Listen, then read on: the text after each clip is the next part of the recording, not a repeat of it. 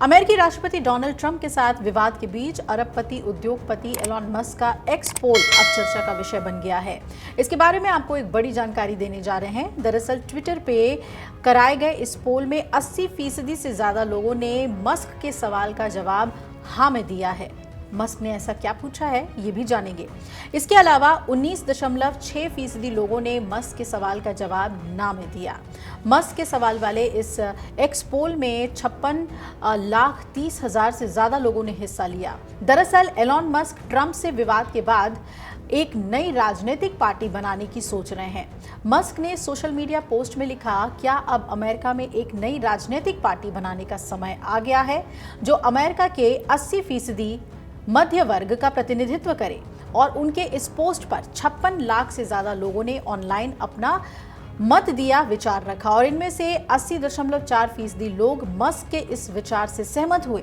वहीं 19.6% लोगों ने मस्क के इस बयान को खारिज कर दिया।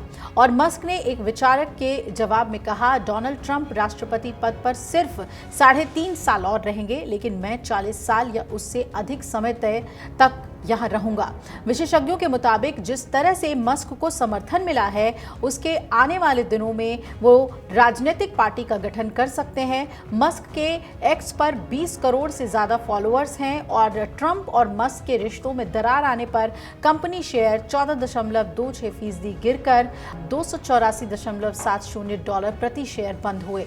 दोनों में जो वाक युद्ध है वो जारी है और इसके बीच निवेशकों ने टेस्ला को छोड़ने का मन बना लिया, जिससे कि शेयरों में व्यापक गिरावट आई। टेस्ला को $150 अरब की क्षति हुई है, नुकसान हुआ है, जो कि स्टारबक्स जैसे कंपनी के भी शेयर खरीदने के लिए लगने वाली राशि से ज्यादा है। फाइनेंस से जुड़े एक्सपर्ट्स उनमें से एक डैन इवेस इसे लेकर चिंतित हैं, क्योंकि ड्राइवरलेस कार रोबोटैक्सी का पूरा लक्ष्य उन्हें अगले साल 20 या 25 शहरों में लाना है और इसमें देरी तय है।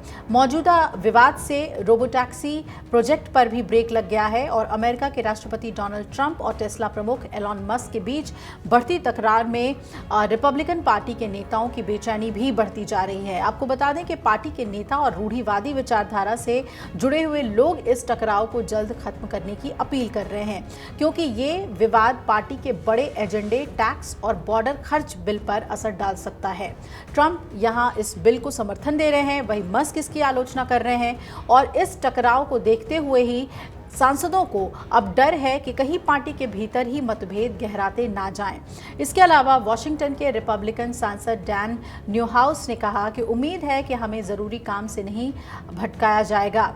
मुझे लगता है कि विवाद जल्द ही खत्म होगा और वो सुलह कर लेंगे। टेक्सास से सीनेटर टेड क्रूज ने भी फॉक्स न्यूज़ पर कहा कि अब दोनों साथ काम करते हैं तो देशों को ज़्यादा फायदा होगा और ख़ासतौर पे अमेरिका को फ़ायदा होगा। इस मामले में सीनेटर माइक ली ने सोशल मीडिया पर एक फ़ोटो शेयर करते हुए लिखा कि मुझे दोनों पसंद हैं। कौन चाहता है कि ट्रंप और मस्क फिर से दोस्त बन जाएं? उन्होंने लोगों से इसे रीपोस्ट करने की अपील की। हालांकि ट्रंप ने अब तक सुलह में कोई दिलचस्पी नहीं दिखाई है।